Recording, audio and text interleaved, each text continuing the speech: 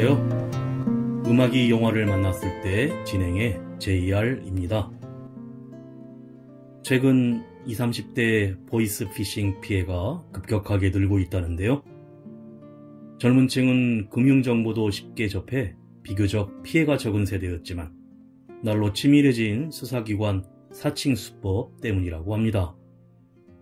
검찰이나 경찰은 절대 카톡으로 공문서를 보내지 않는데 수사기관 사칭 보이스피싱범의 특징은 카톡이나 문자로 조사협조 의뢰요청서, 고소장 등 공문서를 보내며 속입니다. 또 자산을 검증해야 한다는 이유로 현금 인출, 자금 이체, 대출 실행을 유도하고 더 이상 탈취할 돈이 없으면 피해자의 계좌를 대포 통장으로 이용하는데 본인의 전화를 끊거나 연락을 받지 않으면 강제 수사로 전환해 구속될 수 있다고 겁을 줍니다. 그리고 수사에 필요한 보안 프로그램이라며 악성 앱이나 원격 제어 앱을 깔게 합니다. 하지만 검찰 등 국가수사기관은 어떠한 경우에도 자금 이체나 현금 전달을 요구하지 않고 전화를 끊고 다시 걸겠다고 해도 어떠한 불이익도 주지 않으며 휴대전화 메시지로 서류를 보내거나 길에서 만나 서류를 주지 않습니다. 이런 수사기관 사칭의 전화를 받으면 어떤 요구에도 응하지 않고 전화를 끊고 사실 여부를 확인하려면 가까운 경찰서를 방문하거나 신고하며 혹시라도 돈을 이체했다면 해당 계좌 은행에 신고해야 하는데 만일 현금으로 직접 전달했다면 현행의 제도로는 피해 금액 환급을 받을 수 없다고 합니다. 그런데 피해자들의 큰 특징은 자기 스스로를 고립시킨다는 점인데 사기범이 고압적인 자세로 타인에게 이 내용을 말하면 처벌받을 수 있다고 겁을 주기 때문이며 그런 만큼 개개인이 경각심을 갖고 각별한 주의가 필요합니다.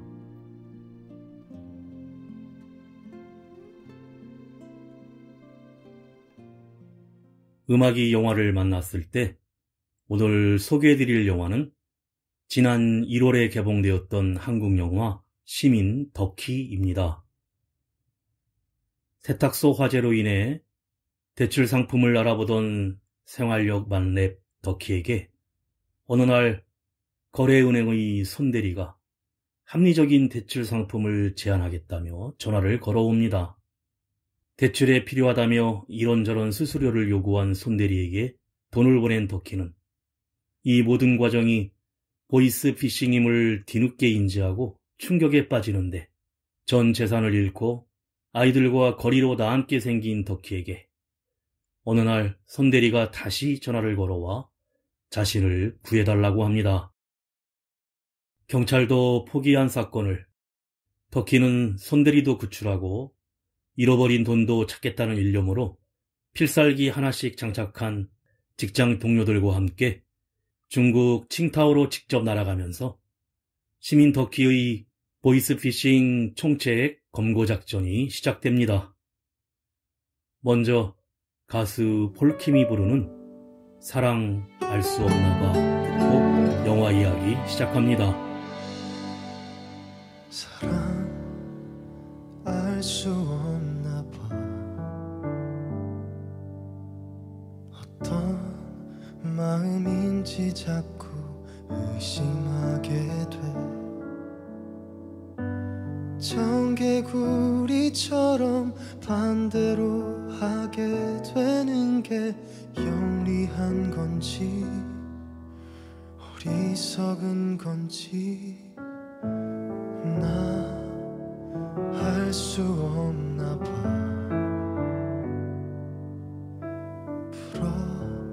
풀어보려 할수록 더 엉켜버리는 머리로 알겠는데 내 마음은 그게 잘 안 돼 그게 잘 안 돼 널 보낼 수가 없어 내 내게 짙던 이웃은 나를 잡았던 손길 아직 선명해. 나 후회해 그때 왜 그랬는지. 늘 감아둔 이 모습 사라지지를 않아. 지우고 싶지 않아. 정말 미안해. 미안해. 내가 잘못했어.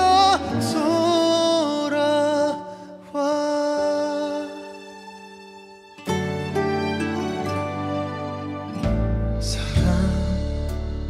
사랑할 수 없나 봐.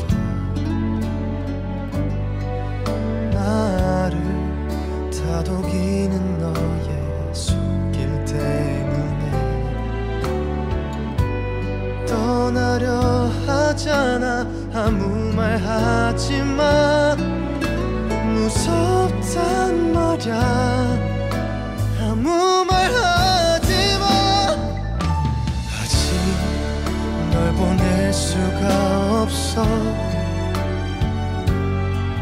두 달 되던 네 입술 눈으로 나눈 사랑 아직 선명해. 나 후회해 그때 왜 그랬는지. 하루 온종일 네 모습 사라지지를 않아. 지우고 싶지 않아. 정말 미안해. 미안해. 내가 잘못했어. 돌아올지도 몰라. 그래 분명히 너도 내가 그리울 거야. 사랑하지만 헤어질 수 있다는 그 거짓말 아직 지키지 못한 약속.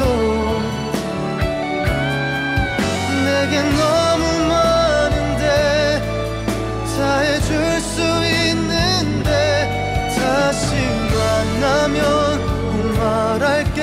우리 함께하자 영원히.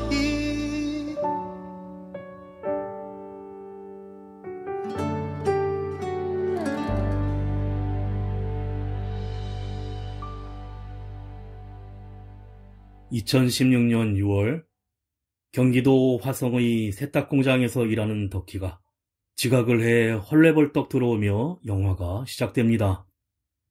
자신이 운영하던 세탁소가 화재로 인해 집과 상가를 모두 잃은 덕희는 화성은행에서 햇살론을 5천 이상 대출해준다는 손진영 대리의 전화를 받고는 사채까지 빌려 총 3,200만 원이라는 거금을 각종 수수료 명목으로 송금하면서 보이스피싱을 당합니다.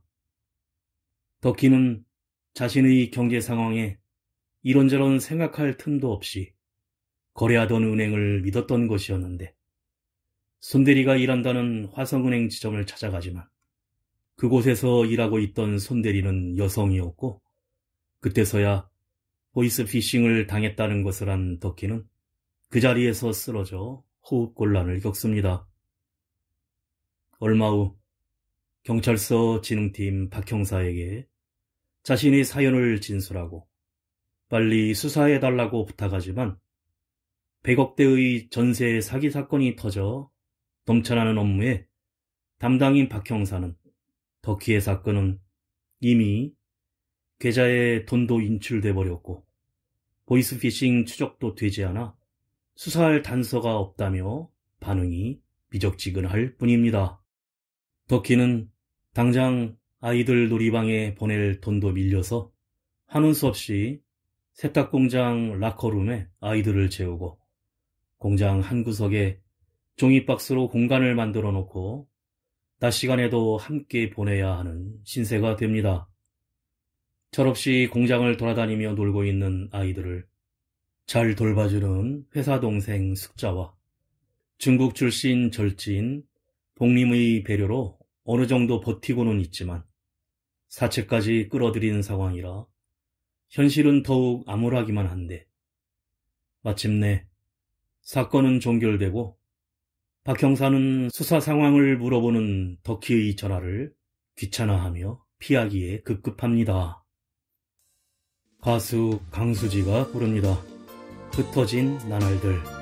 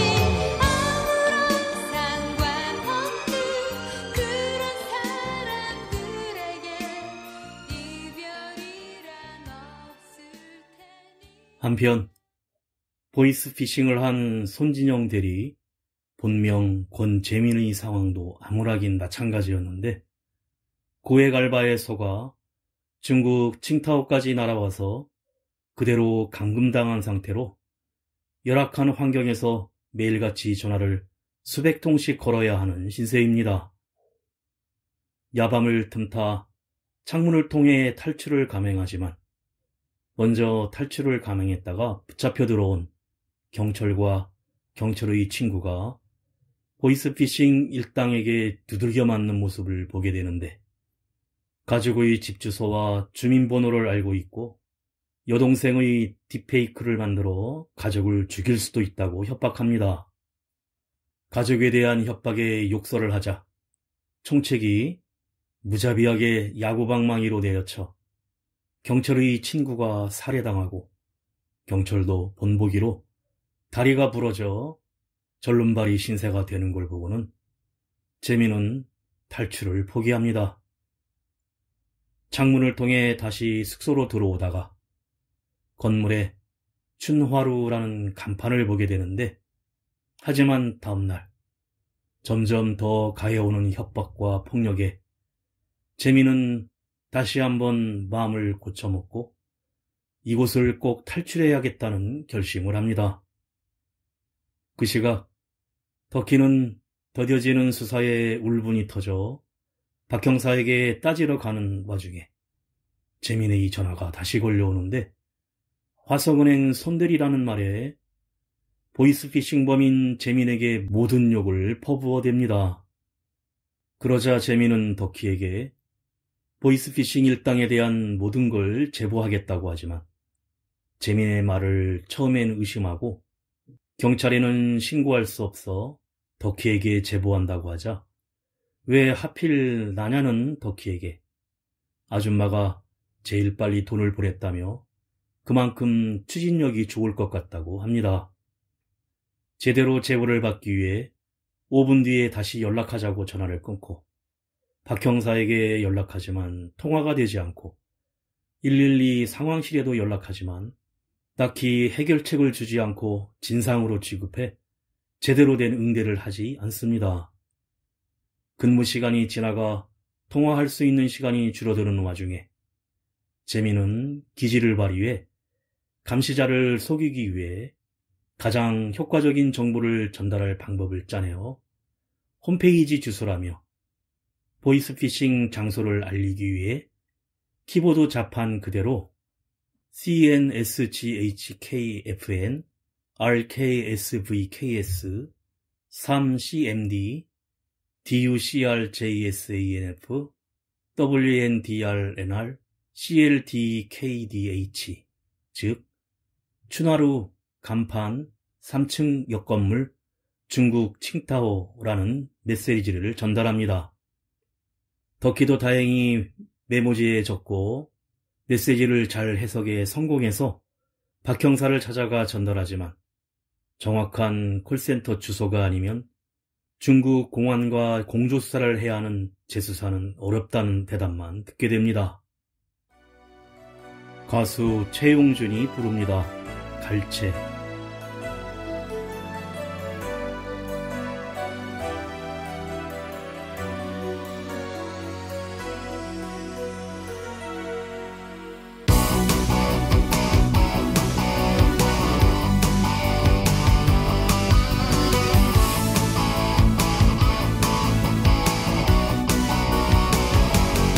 나는 지쳐 있을 거야 네가 내 곁에 없었으니.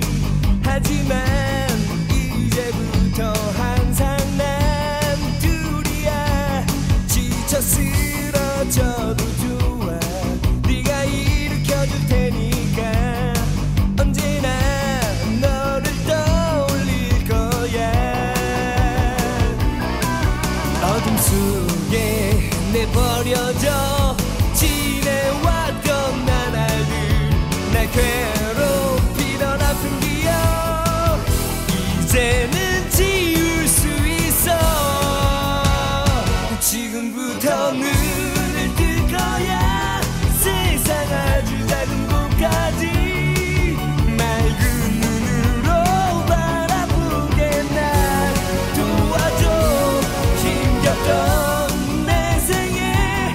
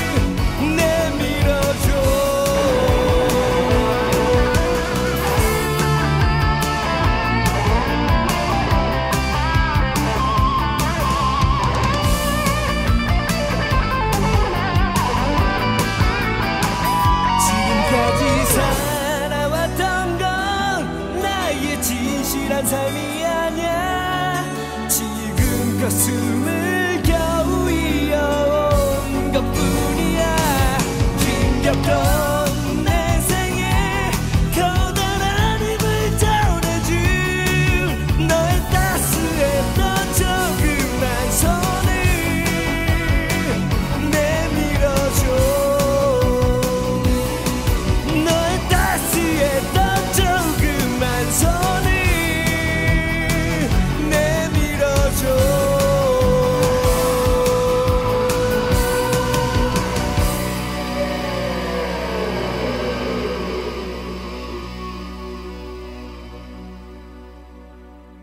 경찰이 움직여주지 않자 덕희는 직접 보이스피싱에 대한 정보를 책을 읽으며 배우고 같은 손대리에게 피싱을 당한 사람들을 찾아 만나며 당한 수법을 조사합니다. 보이스피싱이 늘어나는 이유는 철저한 조직으로 통장 모집책, 인출책, 성금책, 주로 중국의 콜센터 상담원들을 두고 점조직으로 조직원들도 서로 모르는 형태의 조직원을 검거로 해도 총책을 잡을 수 없고 중국 공안의 공조가 없이는 체포도 불가능한 상태입니다. 콜센터의 재민에게 다시 연락이 오지만 정확한 콜센터의 주소 위치를 알아야만 재수사를 할 수 있다고 하며 건물 주변의 사진 같은 걸 보내라고 합니다. 덕희는 구글 맵으로 최대한 해당되는 장소를 추려보지만 하지만 칭따오에 춘화로가 72개나 되고 재민이 재봉틀 기계가 있다는 말에 장소를 9개로 추려봤으나 여전히 한국에서 알아보기에는 한계가 있었고 박 형사에게 다시 찾아갔지만 100억짜리 대형 전세 사기가 터진 상황이라 도와줄래야 도와줄 수 없는 상황이었습니다.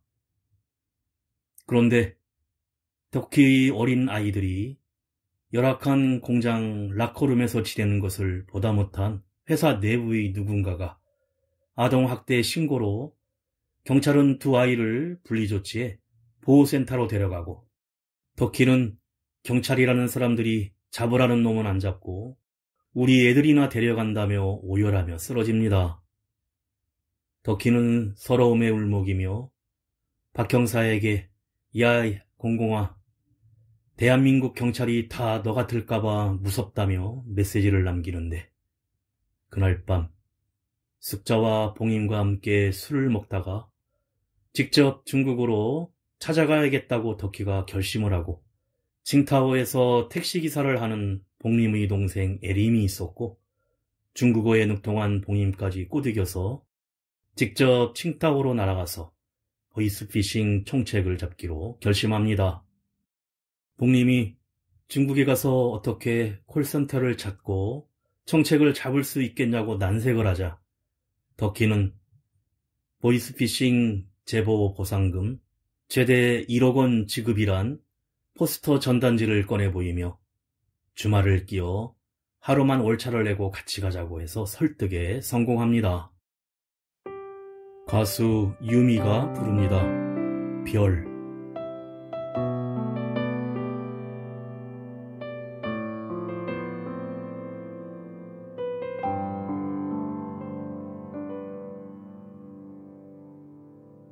바람결이 창을 흔들고 낡기만한 작은 나의 방 위로 아름답게 별빛들을 가득 채워주네요. 셀 수 없이 많은 별들은 지쳐있는 나를 어루만지며 내 맘속에 가득 담은 눈물 닦아주네요. 많이 아파하지만 날 구가는 채 다독여주며 잘 자라 위로해주네요. 걷지 못할 만큼 힘을 겨워 아파와도 눈물이 앞을 가려와도 갖지 못할 내 사랑 앞에도 나 웃을래요. 잠시라도 곁에 행복했던 기억들을 가슴에 간직할게요. 두 눈에 수놓아진 저 별들처럼 꿈을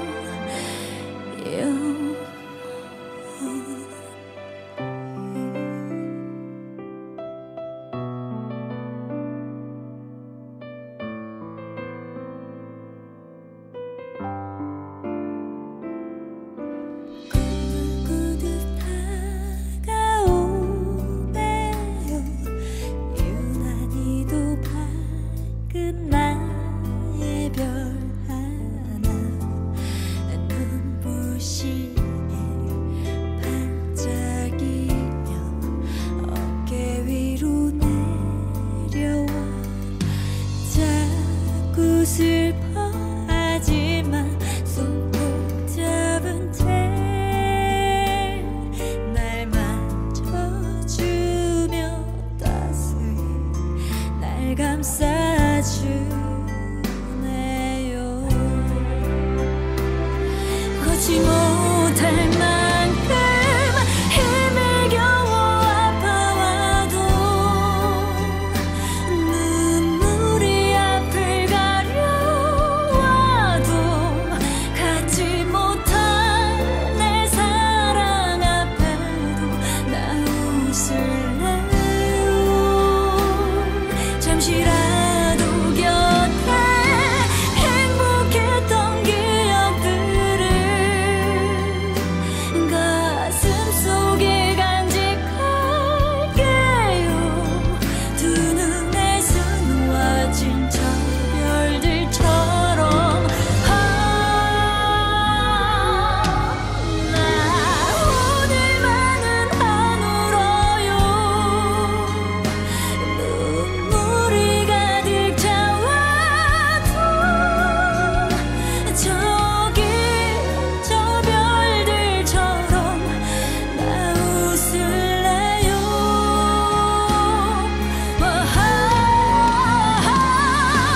행복했던 기억 모두 가슴에 간직할게요. 두 눈에 수놓아진 저 별들처럼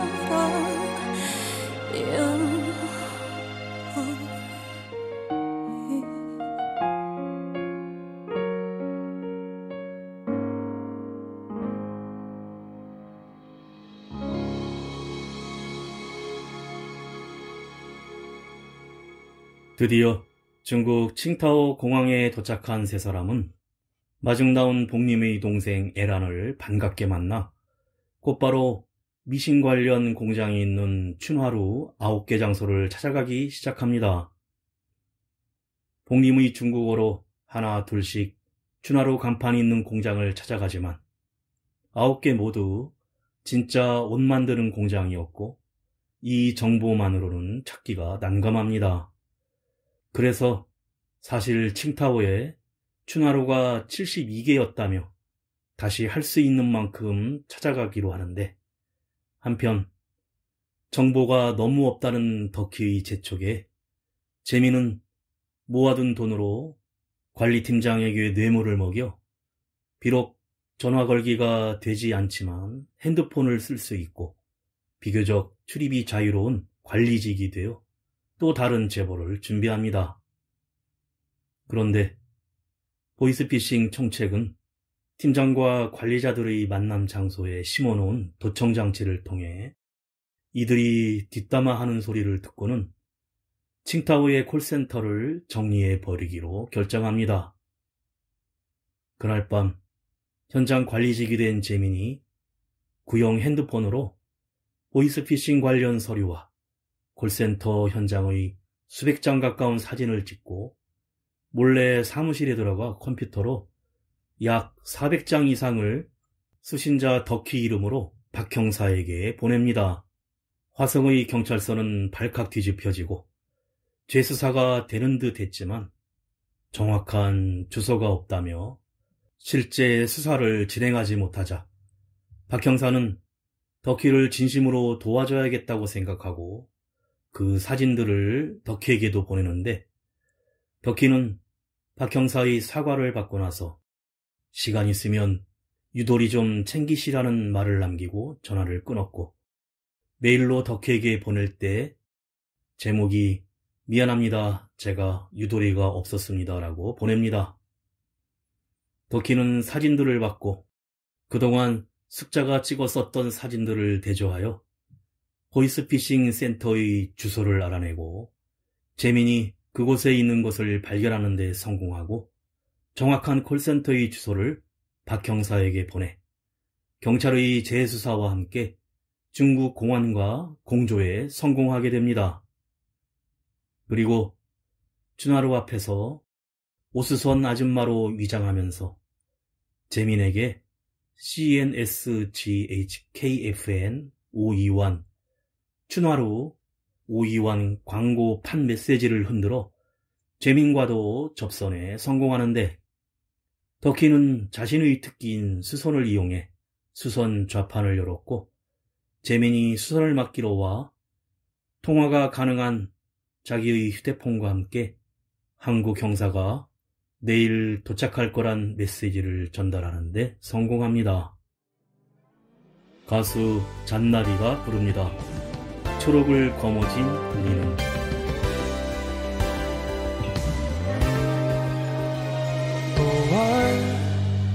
하늘엔 휘바람이 부는데요.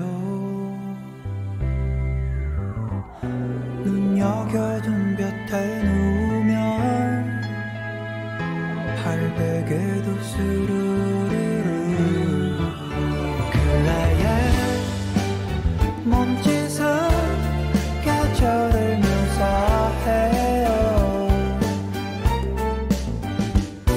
자꾸만 나풀나풀대는 날 단번에 봄인 걸 알았어요. 이런 내 마음은 부르지도 못할 노래만 잔뜩 담았네. 마땅한 할 일도 갈 곳도 모른 채로 꼭 그렇게 서 있었네. When I see you smile, you still rise. 저는요 사랑이 아프지 않았음 해요. 기다리는 숨지는 속마음 오늘도 거리에 서 있어요. 이런 내 마음은 부르지도 못할 노래만 잔뜩 담았네. 마땅한 할 일도 갈 곳도 모른 채로 꼭 그렇게 서 있었네. 따라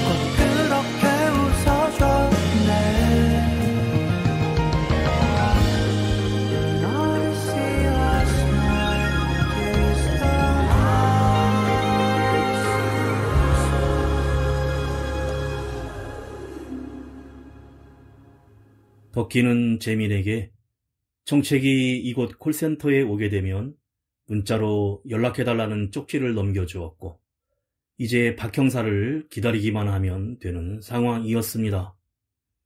하지만 사실 보이스피싱 총책은 자신의 정보원을 통해 이미 공안들이 습격할 거라는 사실을 알고 있었고 그날 밤 총책은 칭타오 지부 관리자들을 긴급 소집해 모이게 했고 재민은 총책이 지금 오고 있다는 문자를 덕희에게 보내는데 그때 몇 대의 봉고차가 춘하로 앞에 도착하고 조직원들이 때로 쳐들어와 관리자들을 무참하게 살해합니다.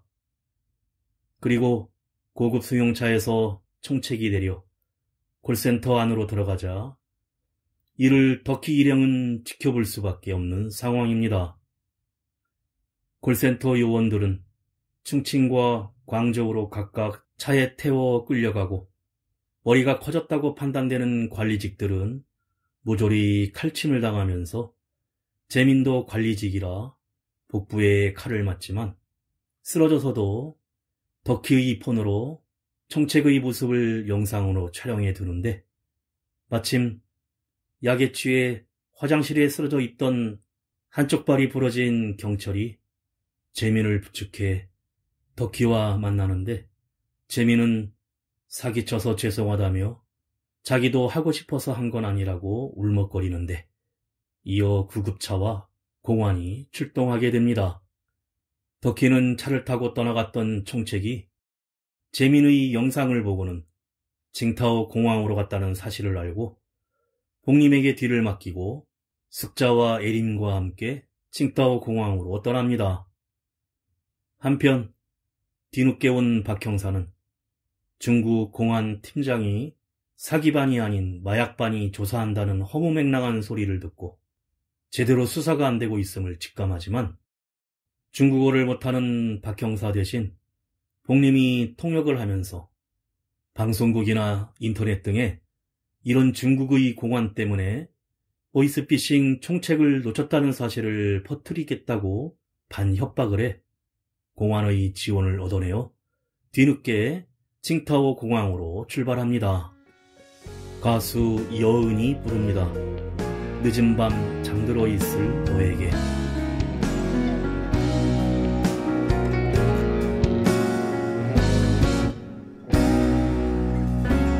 눈을 감아도 잠이 오질 않아. 베개 속으로 머리를 깊이 묻어도 한참을 누워 몸을 뒤척이다 하루에 지친 내 몸을 일으켜 끝없이 길을 가득 메운 자동차 소리도 들리지 않는 이 밤 난 집을 나서네.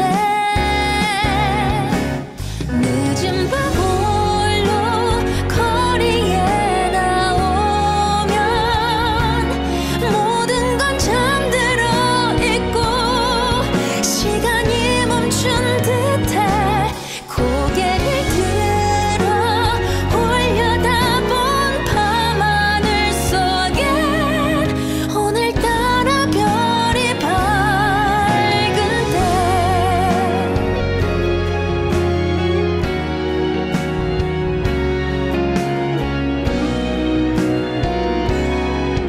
온종일 가득 울려 퍼진 사람들 소리 어떤 사연이라도 다 잠든 이 밤에 늦은 밤 홀로 거리에 나오면 모든 건 잠들어 있고 시간이 멈춘 듯해 고개를 들어 올려다본 밤하늘 속엔 오늘따라 별이 밝은데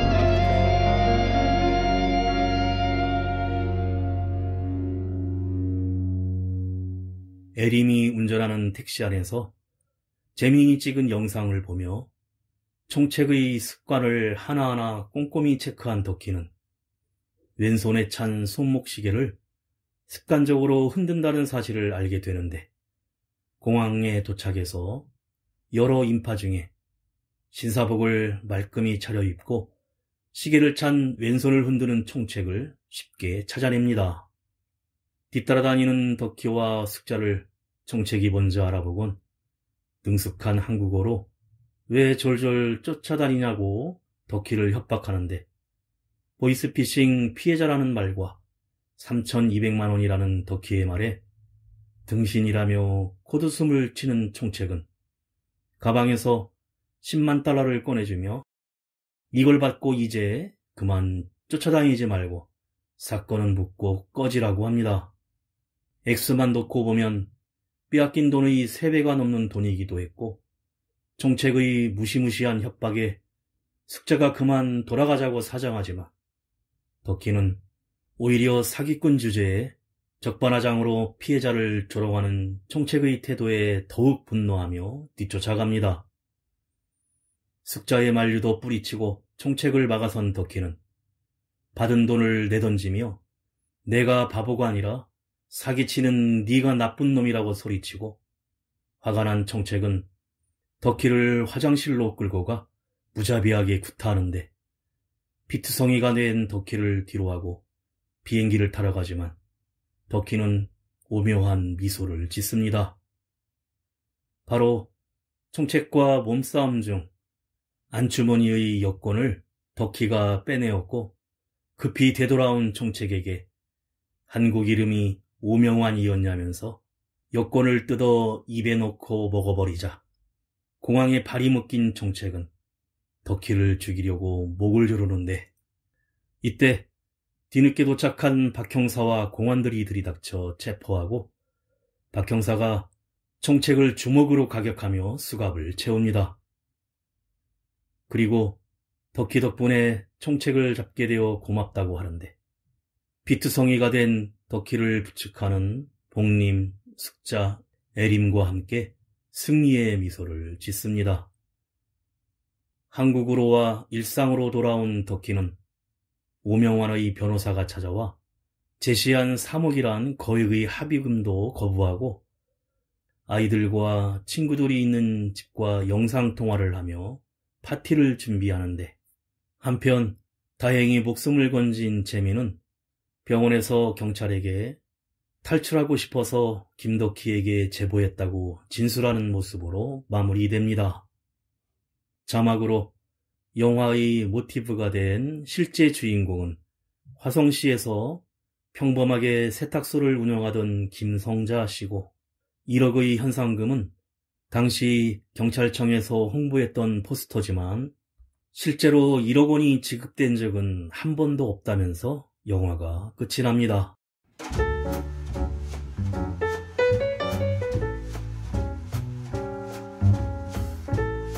이 영화의 모티브가 됐던 실제 사건의 김성자 씨는 보이스피싱 내부 고발자의 정보를 화성 동부경찰서에 알렸지만 별다른 반응도 보이지 않고 무시하고 비웃기까지 했다고 합니다. 자신이 직접 잡아야겠다는 각오로 두려움을 무릅쓰고 총책의 본명과 인적사항은 물론 총책의 사진, 은신처 정보, 중국 소재한 사무실 주소, 보이스피싱 피해자 명부 등의 단서와 한국에 입국하는 비행기가 도착하는 날짜까지 경찰에 제출했는데, 결국 이 단서들을 토대로 총책을 검거하는 데 성공하기는 했지만 이는 애써 차려놓은 밥상에 경찰이 숟가락만 얹는 격이었고 김성자 씨에게 검거 소식조차 알리지 않았다고 합니다. 자신들만의 비밀 첩보였다고 포장하기에 급급했고, 금융사기 범인 검거 공로가 인정되면 신고보상금 최대 1억 원을 지급받을 수 있음에도 경찰은 이마저 누락시켰으며, MBC의 취재가 시작되자 경찰은 바빠서 깜빡했다고 변명하며 보상금 100만 원을 주겠다고 했지만 김성자 씨는 이를 거절하고 경찰의 업무 태만과 신고 무시에 대해 경찰청에 진정서를 제출했습니다. 하지만 진정서를 제출했음에도 제대로 처벌받은 사람은 없었고 보상금을 바로 지급받지 않은 것에 대한 업무 미숙 경고가 전부였습니다. 김성자 씨가 청와대 국민청원 게시판에도 올렸으나 큰 주목을 받지 못했고 이 영화가 개봉한 것을 계기로 해당 사건이 주목을 받으면서 많은 사람들에게 알려졌으며 김성자 씨는 최근 JTBC 뉴스에 출연해 당시 사건에 대해 인터뷰하면서 경찰에게 일침을 날리기도 했답니다.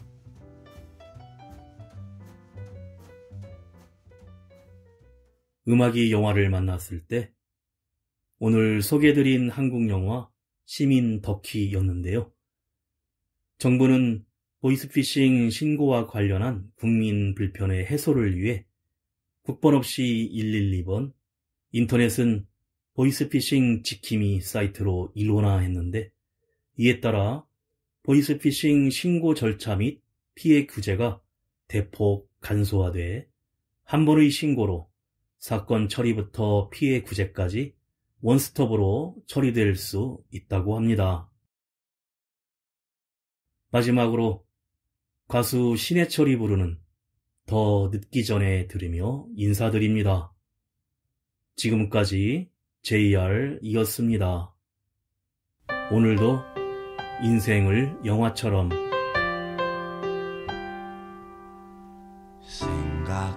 생각해보면 힘들었던 지난 세월 앞만을 보며 숨차게 달며 여기에 왔지. 가야 할 길이 아직도 남아있지만 이제 여기서 걸어온 길을 돌아보네.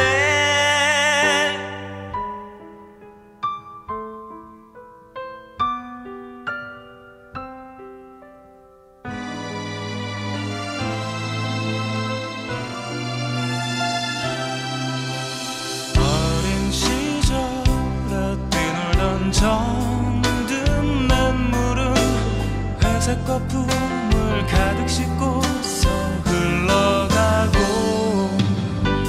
공장 굴뚝에 자욱한 연기 속에서 내일의 꿈이 흐린 하늘로 흩어지네.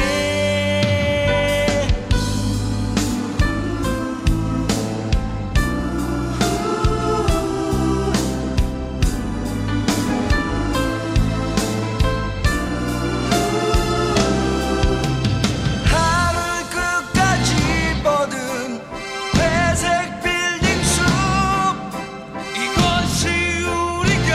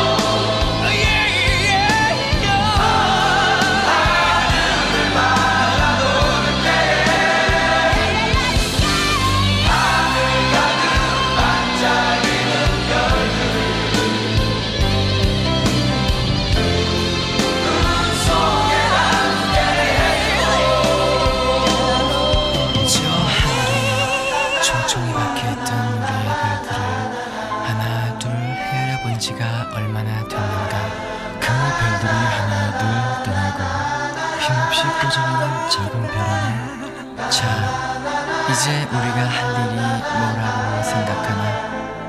우리는 저 별마저 외면하고 떠나보내야